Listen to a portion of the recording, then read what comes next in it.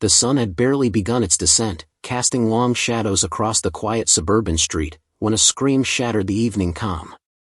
Little footsteps pounded against the pavement, frantic and desperate, as tiny hands clawed at the handle of a cold, metallic car door. A man's voice growled over her cries, sharp, controlling, like a predator cornering its prey.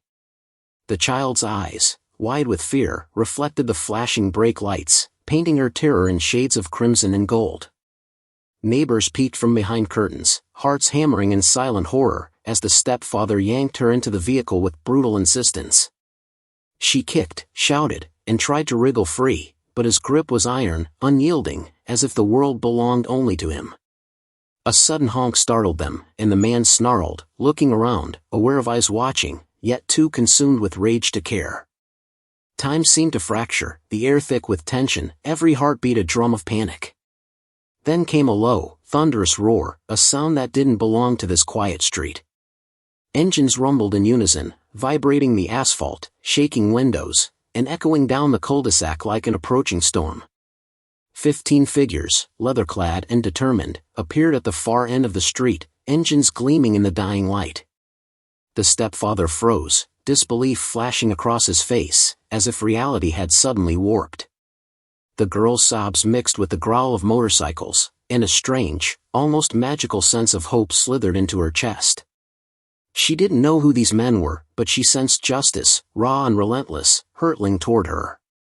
Shadows stretched, engines screamed, and the quiet street transformed into a battlefield of courage against cruelty. The stepfather's grip faltered for the first time, his control threatened by the force of unity he hadn't anticipated. In that moment, the air itself seemed to hold its breath, as if the world had paused to witness what would come next. Would she escape? Could 15 strangers, riding the wind and wielding their strength, turn the tide against this monster? Every eye in the street was fixed on the unfolding horror, hearts suspended between fear and hope, as the first flash of biker chrome caught the sun, and the night promised to deliver a reckoning. Her name was Mia, and at just 8 years old, the world had already taught her fear. She wasn't like other children, running carefree through playgrounds or laughing in sunlit gardens. Instead, she had learned to measure every step, every word, every glance, because home, the place meant to protect her, had become a cage. Her mother had long since vanished from the picture, swallowed by life's cruel twists, leaving her in the care of a man who wore the mask of fatherhood but carried the heart of a tyrant. For months, the stepfather had dictated every moment of her life. Breakfast, school, even how she breathed seemed under his command. He criticized, punished, and humiliated with a precision that left her trembling. Teachers noticed the bruises, faint at first, then dark and angry, but each time Mia tried to speak, his threats loomed over her, sharp and undeniable. "No one will believe you," he would hiss, a serpent coiled in the shadows of her small room. And so, she learned silence. Outside, the world carried on, oblivious to the quiet suffering behind drawn curtains. Her friends at school had no idea why she flinched when he raised his hand or why she sometimes appeared with her uniform torn or sleeves rolled down to cover marks. She became a ghost of a child, present but invisible, hoping each day that someone, anyone, would notice. Her mother's absence had left a wound too large for words. Letters, phone calls, and fleeting attempts to reach out were all intercepted or ignored. Mia felt abandoned, caught between longing for safety and fearing the man who claimed he loved her. Every day was a tightrope walk, balancing between survival and the crushing weight of despair. Even the smallest victories were stolen.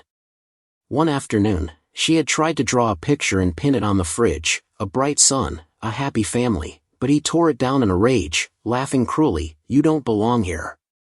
This isn't your life." It was a lesson repeated daily. Her voice didn't matter. Her dreams didn't matter. She didn't matter. Yet, despite the darkness, a spark lingered. Mia remembered the stories her mother had once told her, tales of bravery, of people who fought when the world turned its back. Those memories were tiny, flickering lights, easily smothered but never fully extinguished. And deep down, she held a fragile hope that someone, somewhere, might step in, break the chains, and remind her that innocence could survive cruelty. It was this very hope that made her scream so desperately as he dragged her into the car. It was the same hope that had driven neighbors to peek out their windows, hearts aching, knowing that justice might still have a chance. And it was the hope that would soon ignite into something larger, something unstoppable, that would not only save her, but expose the evil lurking behind a mask of normalcy. Mia's world had been dark for too long, but as the rumble of motorcycles approached, the first tremors of change shook the foundation of her captivity. The night was about to shift. The balance of power was about to break. And the child who had learned silence was about to find her voice in a way she never imagined. The stepfather's face twisted in fury as the sound of engines grew louder, reverberating like distant thunder. He slammed the car door harder, trying to assert control, but the girl wriggled, her small body fueled by raw fear and a desperate will to survive. His anger was a living thing, hot, unpredictable, and dangerous. Every second that passed tightened the invisible noose around her chest. "Quiet," he barked, his voice slicing through the evening air. "You're coming with me, and that's final." His hands gripped her arms like iron bands, pulling her toward the driver's seat. The car engine roared to life, tires spinning, threatening to break free. But in the back of his mind, unease gnawed at him, a growing suspicion that this wasn't going to end the way he wanted. Around the block, neighbors whispered in hushed panic, some reaching for phones to call authorities, while others simply froze, paralyzed by the scene unfolding before them. Yet, with every passing second, the threat escalated. The stepfather's desperation grew. If the world wouldn't obey him, he would enforce it by force. His past frustrations, his failures, and his unrelenting need to dominate fused into a single, terrifying intensity. Inside the car, Mia's pulse thundered in her ears. She could barely breathe, barely think, yet somehow she clung to the smallest shred of courage. Tears streaked her face, but behind them, a flicker of defiance sparked. She knew he thrived on fear, on silence, but this time, something felt different. Something in the air had shifted. From the shadows of the street, the first glimmers of chrome caught the fading sunlight. Engines rumbled like an approaching storm, each note a promise of reckoning. The stepfather's eyes darted, panic finally breaking through the rage. He had underestimated the power that was coming for him, the force that wouldn't bow, that wouldn't wait for permission. 15 strangers, strangers only in face but bound by a singular purpose, were converging on him. And as his grip tightened in a last, futile attempt to control the situation, the unrelenting truth sank in. The nightmare he had ruled for months was about to meet resistance. He was no longer the hunter. Tonight, he would face the storm he had never seen coming. The street trembled as the first biker crossed the corner, tires gripping asphalt like thunder ripping through the quiet evening. One by one, 15 riders emerged from shadows, their presence cinematic and unrelenting. Leather jackets gleamed with streaks of gold and chrome, helmets catching the dying sunlight, engines roaring in perfect unison. The air was electric, charged with a sense of justice and vengeance. The stepfather froze. His grip on Mia faltered as his eyes widened in disbelief. 15 motorcycles, a wall of raw power and unity, now surrounded the car. There was no escape. The screech of tires and the synchronized hum of engines formed a symphony of impending justice, shaking the street and rattling his false sense of control.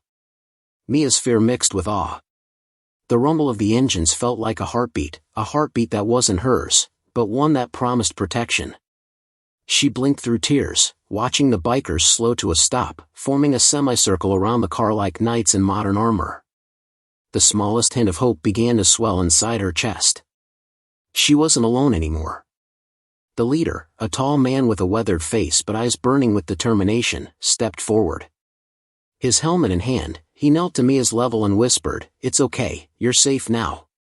His voice carried warmth and authority, a stark contrast to the terror she had endured for months. Around him, his crew mirrored his resolve, each rider exuding a silent promise: injustice would not prevail tonight. The stepfather's face twisted in anger and fear. He slammed his hands on the steering wheel, trying to start the engine again, but the bikers didn't flinch. They didn't move in haste, they were calm, calculated, and united. Every roar of the engine was a statement, harm would no longer be tolerated. Neighbors gathered at windows and doorways, mouths agape, hearts pounding. They watched the bikers as if witnessing heroes from an epic tale materializing in real life. There was choreography in their stance, precision in their positioning. They weren't just a group of men on motorcycles, they were a living, breathing force of protection, ready to enforce justice with unwavering courage. Mia's stepfather glanced at the men surrounding him, realization dawning like ice in his veins. No threats, no intimidation, no manipulation could overpower the collective strength before him. He had preyed on silence and fear for too long, and now the silence was broken. The street itself seemed to lean forward, the air thick with suspense, as if the world itself were holding its breath. One of the bikers revved his engine, the sound sharp and commanding. Others followed, creating a low, thunderous rhythm that echoed off the houses, bouncing off the walls, rattling the villain's resolve. Mia's eyes widened, not just with fear anymore, but with the first true sense of relief she had known in years. The men weren't just coming for her, they were here to reclaim her, to confront the evil that had stolen her peace, and to restore balance in a world that had seemed hopelessly cruel. The stepfather knew, in that instant, that the situation had changed irreversibly. He was no longer in control. The hunters had become the hunted, and 15 engines, 15 hearts, 15 warriors were about to deliver a reckoning that would echo far beyond this quiet suburban street. The stepfather's grip on the steering wheel tightened as he realized there was no way out. The motorcycles encircled his car like a barrier of steel and determination, engines growling with restrained fury. Every instinct screamed to flee, but the street offered no escape. The bikers had anticipated every move, every desperate attempt to dominate, and now the trap was complete. Mia clung to the door handle, her small body trembling, but her eyes no longer held only fear, they held a spark, a fragile glimmer of hope that these strangers would shield her from harm. The leader stepped closer, his boots crunching against the asphalt, hands raised in a calm, commanding gesture. "It ends here," he said, voice carrying a weight of finality. "No more running. No more hiding. She's coming with us." The stepfather laughed, bitter, deranged, but it was hollow. "You think you can stop me? You don't know what I'm capable of." His words were venomous, but the confidence they once carried had begun to crumble under the sheer presence of the bikers. They were more than men on machines, they were a force united by justice, by empathy, by the courage that comes from standing for the helpless. He yanked the car door open, attempting to drag Mia into the driver's seat again, but the leader moved faster than his mind could register. A hand gripped the stepfather's wrist, strong, unyielding, and in one motion, pulled him backward. The man stumbled, eyes wide with shock, as the reality of his defeat began to settle. Around him, the other bikers flanked the vehicle, blocking any potential path of escape, engines rumbling like a warning growl. Mia hesitated for only a moment before stepping forward, guided by a biker's steady hand. Tears streamed down her face, but her small voice finally found strength. "Please, just let me go," she whispered, barely audible, yet piercing the charged air of the street. The stepfather recoiled, as if her words carried the weight of an entire courtroom, but the bikers pressed forward, unwavering. One of the riders retrieved a phone, calling authorities and ensuring that the law would back the immediate rescue. Yet, it was not the police who saved her, it was courage, unity, and relentless determination. The stepfather fought, but every struggle, every shove, was met with equal resistance. He was trapped by his own cruelty, ensnared by the moral strength of 15 people willing to risk everything for the safety of a child. Finally, with a last futile push, he collapsed against the asphalt, breathing ragged, defeated, powerless. Mia was lifted from the car, wrapped in a protective embrace by the leader, her small frame finally safe from the man who had stolen her peace for so long. Her sobs were now mingled with relief, a release of months of fear and suppression, as the bikers stood watch around her, unwavering guardians in a world that had so often turned its back. Neighbors emerged cautiously, witnessing the scene as awe and gratitude replaced fear. Some wept openly, others whispered words of thanks. The bikers, however, remained stoic, their mission completed, their unity evident in every silent gesture and glance. The stepfather was taken into custody. His reign of terror ended not by luck or chance, but by the raw, relentless force of compassion in action. As Mia clung to safety, her voice began to rise, not in fear, but in the beginnings of confidence and trust. She had endured, she had survived, and for the first time in years, she felt the world tilt back toward justice. And while the cameras and neighbors captured glimpses of the rescue, the bikers remained in the shadows of heroism, unsung yet unforgettable, a living testament to courage in its purest form. The air cleared, the engines quieted, and the night seemed lighter somehow, carrying with it the echo of hope restored, fear conquered, and innocence reclaimed. Mia's small hands trembled as she clutched the leader's jacket, but for the first time, the trembling wasn't from fear, it was from relief. The street, once heavy with tension and terror, now carried a strange sense of calm. The stepfather was gone, taken by authorities, powerless to touch the girl who had endured so much. Neighbors peeked from windows and doorways, their expressions softening into smiles and tears of gratitude. Some quietly applauded the bikers' courage, others whispered to one another about the bravery they had just witnessed. Yet the heroes themselves remained humble, their presence quiet but commanding. One by one, they mounted their motorcycles, engines purring like protective beasts, ready to fade back into the night as silently as they had arrived. Mia took a deep breath, letting the air fill her lungs, feeling a weight lift from her small shoulders. She glanced up at the night sky, now free of the shadows that had haunted her so long, and allowed herself a tentative smile. Hope, fragile but unbroken, had returned to her world. The lessons of fear were not erased, but the promise of safety, of care, had finally found her. The leader gave her a final reassuring nod. "You're safe now. Remember that," he said softly. Then, with a collective roar of engines that seemed almost like a salute, the 15 bikers rolled away, leaving behind a street transformed, a story etched into the hearts of all who had witnessed it. They were gone before anyone could call after them, leaving only the echo of courage and the lingering warmth of justice fulfilled. Mia's smile widened, unguarded this time, as she realized the world could still have heroes, silent, powerful, and unstoppable. She would never forget this night, nor the men who reminded her that even in the darkest moments, light could break through. Her story, once filled with fear, was now marked by hope. And in the distance, the rumble of engines faded into memory, leaving behind a girl who had found her voice, her safety, and her chance at a future unshackled by cruelty. If this story touched your heart, don't forget to like this video, share it with friends, and subscribe for more powerful stories. Every share helps courage and hope reach someone who might need it most.